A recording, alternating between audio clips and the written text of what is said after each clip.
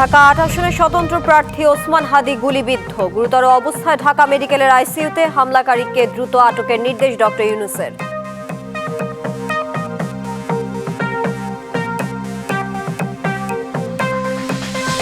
হাদির ওপর হামলা, নির্বাচন বানচালের ষড়যন্ত্র বলছে বিএনপি। নিন্দা জামায়াত এনসিপির, দ্রুত তদন্ত ও জড়িতদের আইনের আওতায় আনার দাবি।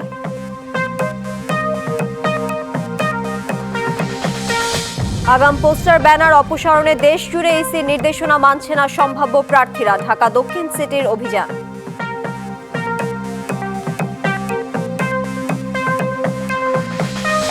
অনিশ্চয়তা কেটে মানুষ ভোটমুখী, ভয়হীন ও সুষ্ঠু পরিবেশে নির্বাচন আয়োজনে লেভেল প্লেইং ফিল্ডের আহ্বান প্রার্থীদের।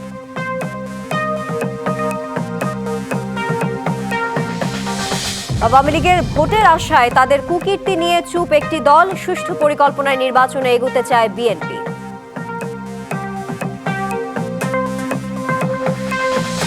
এবং ঢাকা দক্ষিণের ময়লার গাড়ির ধাক্কায় বাইক আরোহী 2 শিক্ষার্থী নিহত, ফিরছিলেন গায়ে হলুদের অনুষ্ঠান থেকে।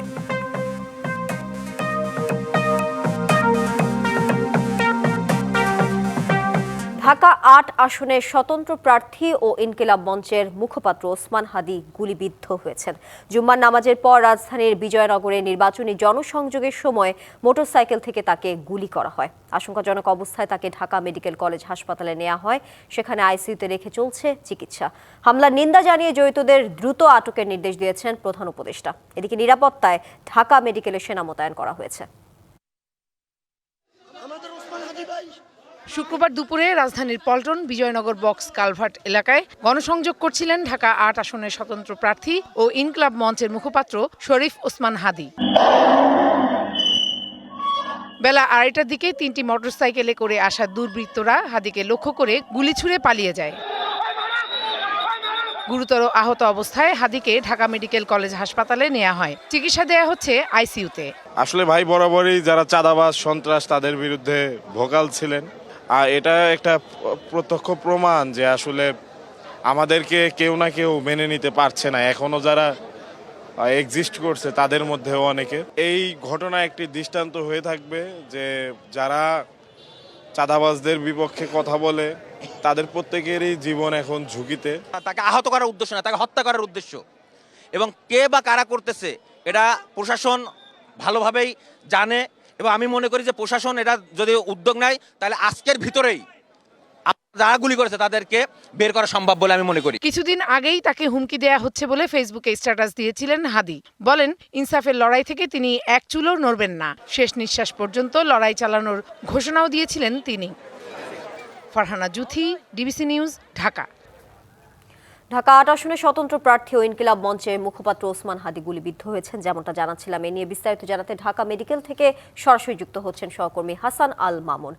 মামুন, ঘটনার বিস্তারিত জানাবেন। আর ওসমান হাদিকে তো আইসিইউতে রেখে চিকিৎসা চলছে, তার অবস্থা এখন কেমন তা কি জানা গেছে কিনা জানাবেন। জানাচ্ছিলাম সর্বশেষ যেটি জানতে পেরেছি ঢাকা ১৭ আসনের যিনি জামায়াতের প্রার্থী রয়েছেন ডাক্তার এসএম খায়রুজ্জামান, তিনি ভেতরে গিয়েছিলেন। তিনি এসে যেমনটি জানিয়েছেন এই মুহূর্তে হাদির যে সিটি স্ক্যান তারা জানতে পেরেছেন যে তার রক্তক্ষরণ হয়েছে অনেকটা এবং খুবই আশঙ্কাজনক অবস্থায় আছে। এবং তার বিষয়ে তিনি স্পষ্ট যদি বলছেন যে তিনি ভেতরে গিয়েছিলেন। তিনি এসে যেমনটি জানিয়েছেন যে এই মুহূর্তে হাদির যে সিটি স্ক্যান সেটি করে তারা জানতে পেরেছেন যে তার রক্তক্ষরণ হয়েছে অনেকটা এবং খুবই আশঙ্কাজনক অবস্থায় আছে। এবং তার বিষয়ে তিনি স্পষ্ট যেটি বলছেন যে কোনো মুহূর্তেই হয়তো দুর্ঘটনার কোনো সংবাদ আসতে পারে। তবে ঢাকা মেডিকেল থেকে তাকে হয়তোবা সিএইচএসে স্থানান্তর করা হবে, তবে কতক্ষণ নাগাদ সেটি করা হবে এখন পর্যন্ত সেটি জানানো হয়নি। এরই মধ্যে কিন্তু বিভিন্ন রাজনৈতিক দলের যারা নেতারা, বিশেষ করে বিএনপির স্থায়ী কমিটির সদস্য মির্জা আব্বাস এসেছিলেন। তিনি আসার পরে একটি উত্তপ্ত পরিস্থিতি কিন্তু এখানে তৈরি হয়েছিল। তার সমর্থকদের সাথে এখানে যারা সাধারণ ছাত্র জনতা রয়েছে তাদের সাথে এক ধরনের হাতাহাতির ঘটনা ঘটেছে এবং তিনি বের হয়ে যাওয়ার সময় এক ধরনের উত্তপ্ত পরিস্থিতি তৈরি হয়। একই সাথে তিনি বের হয়ে যাওয়ার পরেই কিন্তু বাংলাদেশ জামায়াত ইসলামের যিনি আমির ডাক্তার শফিকুর রহমান তিনি কিন্তু প্রবেশ করেছিলেন ভেতরে। আমরা দেখছি যে এখন কিন্তু আবারও দেখা যাচ্ছে যে ঢাকা মেডিকেলের যেই জরুরি বিভাগের সামনে যে কিন্তু দেখছেন যে এখানে জামাত আমির বের হয়েছেন। আমরা একটু সরাসরি সেখানে যাওয়ার চেষ্টা করব, তিনি আসলে কি দেখেছেন বা তিনি কি বলতে চাচ্ছেন এই বিষয় নিয়ে, যে নির্বাচনের আগে আসলে এই যে একটা অনাকাঙ্ক্ষিত ঘটনা ঘটলো, এত বড় একটি ঘটনা ঢাকা ৮ আসনের মতো জায়গায় ঘটেছে, সেই বিষয়ে আসলে জামায়াতের আমির ডাক্তার শফিকুর রহমান মিডিয়া কর্মীদের সাথে হয়তো কথা বলবেন। এখানে আমরা চেষ্টা করব একটু তার তিনি কি বলেন সেটি জানার জন্য।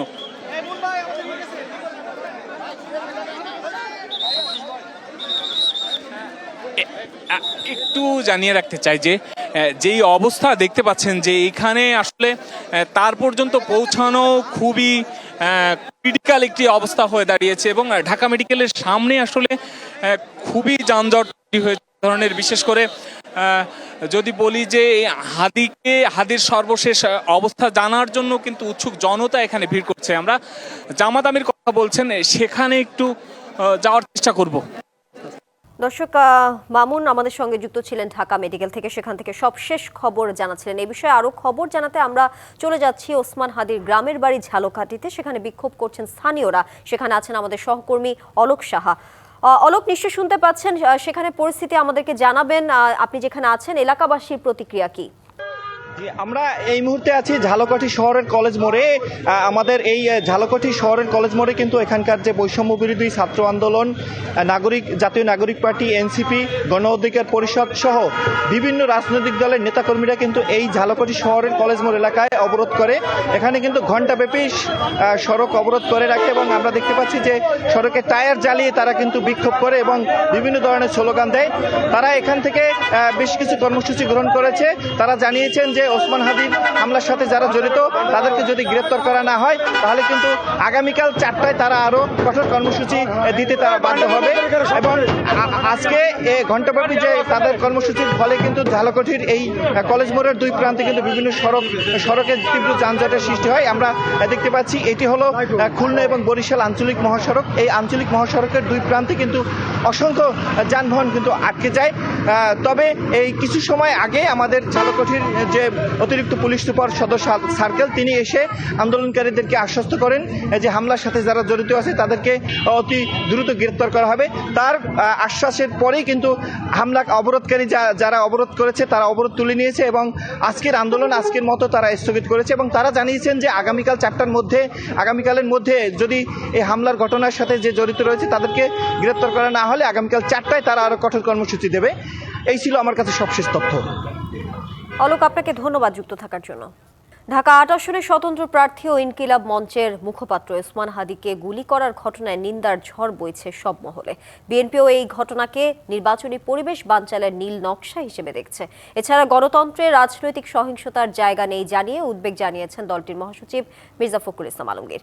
জামায়াতের পক্ষ থেকেও এই ঘটনায় গভীর উদ্বেগ জানানো হয়েছে। হাদিকে গুলি করার ঘটনার নিন্দা জানিয়েছে এনসিপি নেতারাও। ঘটনার নিন্দা জানানোর পাশাপাশি দ্রুত তদন্ত করে জড়িতদের আইনের আওতায় আনার দাবিও জানিয়েছে রাজনৈতিক দলগুলো।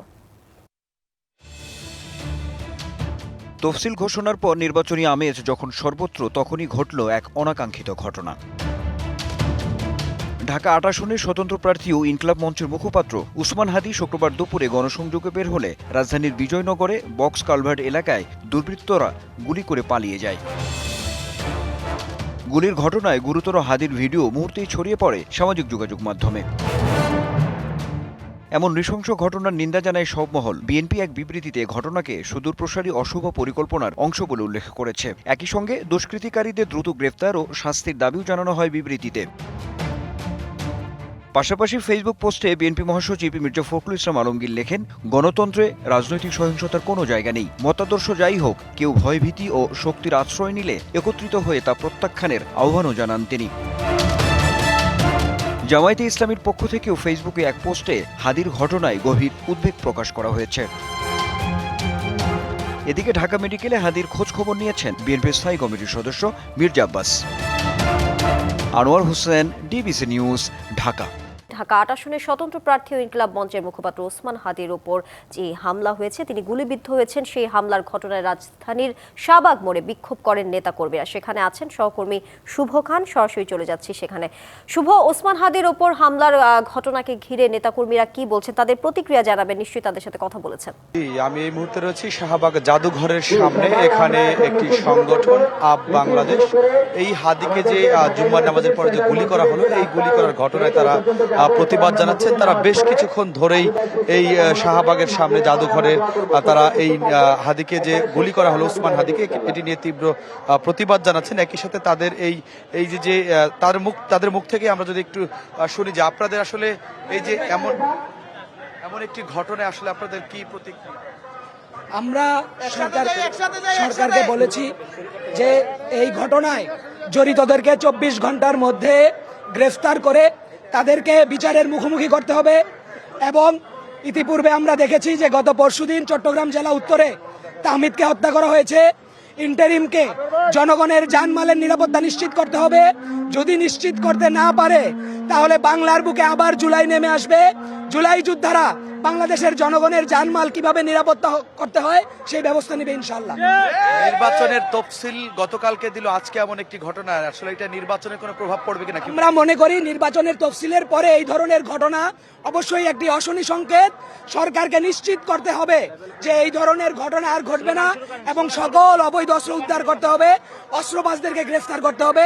এবং আমরা চাই সারা দেশে 24 ঘন্টার মধ্যে জরুরি অভিযান চালিয়ে এই সমস্ত চাঁদাবাজ, গুন্ডাবাজ, মাফিয়া এবং অস্ত্রবাজদেরকে গ্রেফতার করা হবে। জি, শুনছিলেন তাদের এখন একটি বিক্ষোভ মিছিল আছে, যে মিছিলটি এখান থেকে বের হচ্ছে। আমরা আপনাদেরকে মিছিলের চিত্র যদি একটু দেখাতে চাই, আমরা আপনাদেরকে সাথে নিয়ে যাচ্ছি।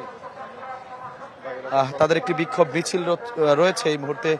ইতিমধ্যে মিছিলটি এখান থেকে বের হয়ে যাচ্ছে শাহবাগ জাদুঘরের সামনে দিয়ে।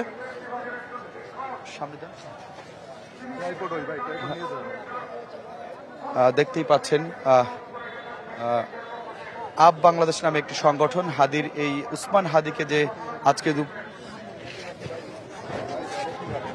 আজকের এই ঘটনায়, যে গুলিবিদ্ধর ঘটনায় কিন্তু তাদের এই মিছিল, ইতিমধ্যে মিছিলটি বের হয়েছে। আপনাদেরকে আমরা মিছিলের সামনের দিক থেকে নিয়ে দেখানোর চেষ্টা করছি, আমাদের সাথেই থাকুন।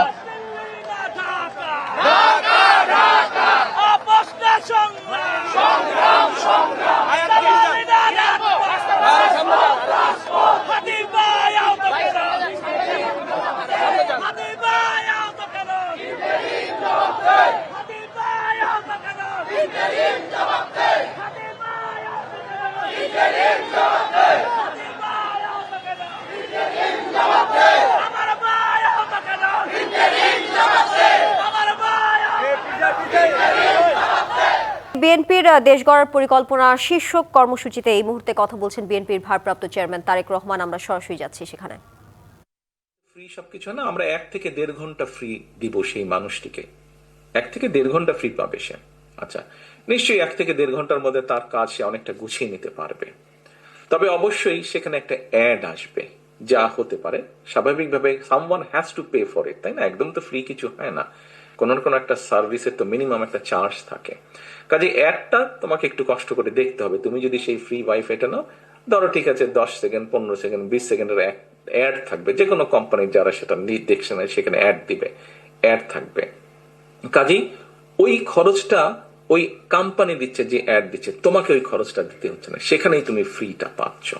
কাজেই আমরা এই স্কোপটা তৈরি করতে চাই আমাদের হাজার হাজার লক্ষ কোটি তরুণ সমাজ যাদের সমস্যা আছে ইন্টারনেটের জন্য পে করা। তাতে কি হবে, যেমন ওই কন্টেন্ট মেকারদের কথা বললাম, ওরা যেমন সুবিধা পাবে, আমাদের তরুণ সমাজের, যুব সমাজের অনেক ছেলেমেয়েরা আছে যারা বিভিন্ন অনলাইন শপিং এর কাজ করে, যে এইখানে একটা জিনিস পাওয়া যায়, কে কিনবে, এটা বিভিন্ন রকমের কম কাজ আছে, ডাটা প্রসেসিং এর কাজ করে, বিভিন্ন ডিজাইনিং এর কাজ করে। তাদেরকে এই সুযোগটা আমরা করে দিতে চাইছি যাতে তাদের জন্য সহজ হয়। আরেকটা জিনিস নিশ্চয়ই তোমাদের সামনে উপস্থাপন করেছে, এই জিনিসটা একটু এই জন্য আমি লম্বা করছি, তোমাদের সাথে আইটি ইন্টারনেটের সম্পর্কটা অনেক বেশি, তোমরা যে, এবং তোমাদের পরে যারা আছে 5-10 বছর আরো নিচে যারা আছে তাদের সাথে সম্পর্ক, তো সেই জন্য আমি একটু এক্সপ্লেন করছি। আরেকটি চিন্তা ভাবনা আমাদের আছে, বাংলাদেশের বিভিন্ন জায়গায় আমরা বিগত সরকারের সময় দেখেছি যে একটা অদ্ভুত একটা ট্রেন্ড ছিল মেগা প্রজেক্ট বা বড় বড় প্রজেক্ট করার। তো এটার উদ্দেশ্য কি, পিছনে কি, এটা তো আমরা জানি বাই নাও, বুঝে গিয়েছি আমরা। এখন এরকম সায়েন্স পার্ক নাকি পার্ক এরকম করার নামে অনেক বিল্ডিং টিল্ডিং করা হয়েছিল সে সময়, কিন্তু সেগুলো এখন ভূমিতে পরিণত হয়েছে। মানে সেখানে গরু ছাগল চড়ে বেড়ায়, আমি খোঁজ খবর নিলাম যেটা, অথবা কোনো জায়গায় কেউ কমিউনিটি সেন্টার মতন ভাড়া নিয়ে সেখানে তারা বিয়ে শাদীর অনুষ্ঠান এরকম হয়। আমরা চাচ্ছি এই জায়গাগুলোকে আমরা খালি করব, সুন্দর করে মিনিমাম মেনটেন করে একটা জায়গা তৈরি করব। এই জায়গাগুলো খুব সম্ভবত এখানেও হয়তো তোমাদের মধ্যে কেউ উপস্থিত আছে, হয়তো কেউ ইন্ডিভিজুয়ালি অথবা 2-3 জন বন্ধু মিলে হয়তো ওই ছোট্ট ঘরের কোনায় বা খাটের উপরে বা একটা টেবিলে কোনো রকম কষ্ট করে বসে তোমরা হয়তো অনলাইনে কোনো কাজ করছো, সেটা ডাটা প্রসেসিং হোক, ডিজাইনিং হোক, বা কোনো না কোনো হয়তো কাজ করছো, সেখান থেকে তোমরা তোমাদের একটা ইনকামের চেষ্টা তোমরা করছো। আমরা চাইছি আমাদের যেটা পরিকল্পনা বা চিন্তা ভাবনা, দেশের বিভিন্ন জায়গায় এরকম 34টার মতন সায়েন্স পার্ক তারা বানিয়েছিল, বিল্ডিং বানিয়েছিল, স্ট্রাকচার। এই জায়গাগুলোতে আমরা ছোট বক্সের মতন করে ছোট অফিস আমরা ক্রিয়েট করে দিতে চাই, ওয়ার্কিং স্পেস ক্রিয়েট করে দিতে চাই। এবং তোমরা যদি 3 জন 2 জন 4 জন বন্ধু থাকো, ইভেন তুমি যদি একাও থাকে, তোমাকে আমরা চেষ্টা করব ওখানে একটা কোম্পানি করার স্কোপ করে দিব। তুমি তোমার মেসে বা হলে খাটের উপরে বসে কষ্ট করে বসে যেই কাজটি তুমি করছিলে, তোমাকে আমরা একটা সুন্দর স্পেস তৈরি করে দিতে পারবো, যেখানে তুমি আসবে, তুমি তোমার ওই কাজটি করবে, তোমার টেবিল চেয়ার থাকবে, তুমি বসবে, কাজ করবে, তোমার নিজের কোম্পানির কার্ড থাকবে, তোমার নিজের কোম্পানির একটা অ্যাড্রেস থাকবে, যেটা তুমি যখন বিদেশে তুমি যখন পাঠায় তুমি বলতে পারো, yes I have a company, this is my address, this is তুমি তখন ওটাকে অফিস হিসেবে ব্যবহার করতে পারবে। এবং ওখানে ওয়াইফাই যেটা অবশ্যই ইনশাল্লাহ আমরা চেষ্টা করবো সেটা ফ্রি করে দেওয়ার জন্য, একটা সার্টেন পিরিয়ড জন্য, যে 1 বছরের বা 1.5 বছর 2 বছরের জন্য তোমার ওটা ফ্রি। যখন তুমি একটা মোটামুটি ভাবে অর্থনৈতিকভাবে একটা বেটার অবস্থানে আসবে, তখন তুমি আস্তে আস্তে পে করা শুরু করবে। বাট ইনিশিয়াল তোমাকে সাপোর্টটা দেওয়ার জন্য আমরা সেটা ফ্রি করে দিব। এরকম আরো অনেক চিন্তা ভাবনা আমাদের আছে। আমি গতকাল বলছিলাম, তোমাদের মধ্যে এরকম অনেকে আছে যাদের সেই উদাহরণ হিসাবে আমরা যদি আলাপ করি, ধরো তুমি মানুষের সেবা দিতে খুব পছন্দ করো, তুমি ছেলে বা মেয়ে যেই হও না কেন, মানুষকে টেক কেয়ার করতে তুমি খুব পছন্দ করো। বাসায় হয়তো তোমার নানি দাদি বা মুরব্বী কেউ আছেন যে তোমাকে ছাড়া বুঝে না, কারণ উনি জানেন যে তুমি এই কাজটা খুব ভালো করো, এবং তুমি যখন ওনাকে টেক কেয়ার করো উনি খুব স্বস্তি বোধ করেন। এই কোয়ালিটি অনেকের মধ্যে আছে আমাদের, যে মানুষকে হেল্প করতে পারে, সেবা করতে পারে। উদাহরণ দিয়ে বলি একটা, এই মুহূর্তে জাপানে, আমি গতকাল না পরশু বলেছিলাম, এই মুহূর্তে জাপানে পপুলেশন যদি আমরা দেখি, পপুলেশন ট্রেনটা যদি আমরা দেখি, আমরা দেখবো যে ওদের এইজেড পপুলেশনের সংখ্যা বেশি, তোমাদের মতন ইয়াং পপুলেশন সংখ্যা তাদের কম। এবং দুটো জায়গায় মোটামুটি ভাবে তাদের বেশ সমস্যা হচ্ছে। একটা হচ্ছে, যেহেতু এইজেড পপুলেশনের সংখ্যা বেশি, সেই জন্য তাদের এইজেড মানুষকে টেক কেয়ার করার মানুষের সংখ্যা কমে যাচ্ছে, সেটা কেয়ারার বলো বা নার্সিং বলো, তারা এটি চাইছে। 2, তাদের ফার্মিং এর কাজ করার জন্য মানুষের সংখ্যা কমে যাচ্ছে, তারা সেটা চাইছে। কিন্তু এখানে একটা বিষয় আছে, প্রথমত একটা প্রপার ট্রেনিং হতে হবে, যে ফার্মিং এই যাক অথবা হেলথ কেয়ারের কাজ হিসেবেই যাক, দুটো আছে। একটা হচ্ছে ট্রেনিং এর ব্যাপার আছে, যে তুমি ট্রেনিং, আর দ্বিতীয়টা খুব ইম্পর্টেন্ট, সেটি হচ্ছে তাদের কালচার এবং ল্যাঙ্গুয়েজ জানতে হবে। তুমি একটি ভিন দেশে যাবে, জাপানে সাধারণত মানুষজন ইংরেজি বলে না, কারণ তাদের প্রয়োজন হয় না, তারা বলে না, তারা জাপানিজ বাইরে বলে না। কিন্তু তাহলে যেহেতু আমরা যাব ওখানে কাজ করতে, আমাদেরকে স্বাভাবিকভাবে কালচার এবং ইংরেজি তাদের ভাষা জানতে হবে। আমরা যেটা করতে চাইছি, আমরা এই ধরনের অনেকগুলো ইনস্টিটিউশন তৈরি করতে চাচ্ছি। প্রথমে আমরা চেষ্টা করব বড় জেলাগুলো করতে, তারপরে বিভাগ বাড়ি করতে, তারপরে বড় জেলাগুলো করতে, তারপরে জেলা ওয়াইজ কম বেশি আমরা নিতে চেষ্টা করছি। সেখানে আমরা বিভিন্ন ভাবে, যেমন ফেব্রুয়ারিতে ত্রয়োদশ জাতীয় সংসদ নির্বাচন, সারা দেশ প্রস্তুত হচ্ছে একটি অবাধ, সুষ্ঠু ও গ্রহণযোগ্য নির্বাচনের জন্য। কি ভাবছেন সাধারণ মানুষ থেকে শুরু করে আগামীর জনপ্রতিনিধিরা, সে কথা জানাতে ডিবিসি নিউজে ইলেকশন এক্সপ্রেস ছুটে যাচ্ছে সব সংসদীয় আসনে। আজ আছে সংসদীয় আসন 173, মুন্সিগঞ্জ 3-এ। CSRM DBC election express. আজ আছি মুন্সিগঞ্জ জেলায়। এই মুহূর্তে আমার সাথে সংযুক্ত আছেন মুন্সিগঞ্জ সংসদীয় ৩ আসনে বাংলাদেশ জামায়াতে ইসলামে মনোনীত প্রার্থী প্রফেসর মোহাম্মদ আবু ইউসুফ। আমরা তার সাথে কথা বলতে চাই। আপনি এই আসন থেকে জামাতের পক্ষ থেকে নির্বাচন করছেন, কিন্তু আপনি নির্বাচনের মাঠে কেন আসলেন এটা বলবেন? যে নির্বাচনে অর্থাৎ রাজনীতির মাধ্যমেই দেশের এবং দেশের জনগণের কল্যাণ করা যায়। মুন্সিগঞ্জ সদর এবং গজারিয়া থানার মধ্যখানে মেঘনা নদী আছে। যেহেতু মুন্সিগঞ্জ জেলাটা মুন্সিগঞ্জ সদর জেলা হেডকোয়ার্টার, গজারিয়া থানার প্রতিনিয়ত নৌযোগে পাবলিকদের যাতায়াত করতে হয়। ঝড় বাদল বৃষ্টিতে জনগণের জানমালের ক্ষতি হয়। সেজন্য আমার প্রথম কাজ হবে এই নদীর উপর একটা ব্রিজ নির্মাণ করা। আর ইহা ছাড়া গজারিয়া উপজেলার গুয়াগাছা গ্রামের সংলগ্ন নদী থেকে এবং মুন্সিগঞ্জ সদরের বাংলা বাজার ইউনিয়নের চরাঞ্চলের থেকে অবৈধভাবে বালি উত্তোলন করার কারণে কৃষি জমি এবং বাড়িঘর নদী গর্ভে বিলীন হয়ে যাচ্ছে। একটা প্রতিরোধ কমিটি করব, কমিটি করে অবৈধ বালি উত্তোলনকারীদেরকে আমরা দমন করব, যাতে তারা বালি উত্তোলন করতে না। বুঝতে পেরেছি। আপনি তরুণ সমাজকে মাদকের ছোবল থেকে কিভাবে বাঁচাবেন যদি নির্বাচিত হন? এরকম কোনো পরিকল্পনা আছে? নির্বাচিত হলে তরুণ সমাজকে সর্বনাশা মাদকের ছোবল থেকে আমরা রক্ষা করার জন্য আমরা বাস্তবমুখী একটা পরিকল্পনা নিব। সেটা খুব সহজ না, কঠিন কাজ। যেখান থেকে মাদক আসে, যারা আপনার গডফাদার, এদেরকে আমরা ক্ষমতায় গেলে আমরা সম্মিলিতভাবে আমরা এদেরকে প্রতিরোধ করব। একটা মহল মিথ্যা বানোয়াটভাবে জামাতের বিরুদ্ধে অপপ্রচার চালাচ্ছে। জামাত ক্ষমতায় গেলে নারীরা ঘরে বসে থাকবে, এটা আসলে ঠিক নয়। নারীদের দুর্দিনে জামাতি পর সর্বপ্রথম নারীদের পাশে দাঁড়িয়েছে।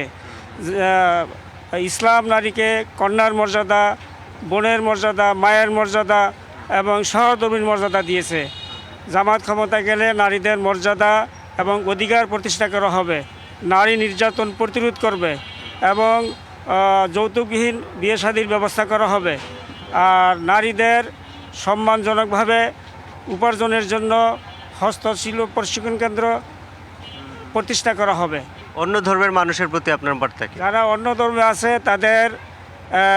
তারা তাদের ধর্মীয় প্রতিষ্ঠানগুলি স্বাধীনভাবে নিরাপত্তার সাথে তারা পালন করতে পারবে জামাত ক্ষমতায় গেলে, এবং এদের উপাসনালয়গুলি সংস্কার, মেরামত এবং উন্নয়ন করা হবে ইনশাল্লাহ। আপনার কাছে আমার সব শেষ প্রশ্ন, সেটি হচ্ছে আপনিও নির্বাচন করছেন, মানুষকে প্রতিশ্রুতি দিচ্ছেন, অন্য দলের মানুষও প্রতিশ্রুতি দিচ্ছে যারা নির্বাচন করছে, তো সাধারণ মানুষ আপনাকেই কেন পছন্দ করবে? গ্রামের লোকেরা আমাকে ভালোবাসে, আমিও তাদেরকে ভালোবাসি আর কি। সেই হিসাবে জামাতের পক্ষ থেকে আমাকে মনোনয়ন দিয়েছে আর কি। আমাদের সাথে যুক্ত হওয়ার জন্য আপনাকে অসংখ্য ধন্যবাদ।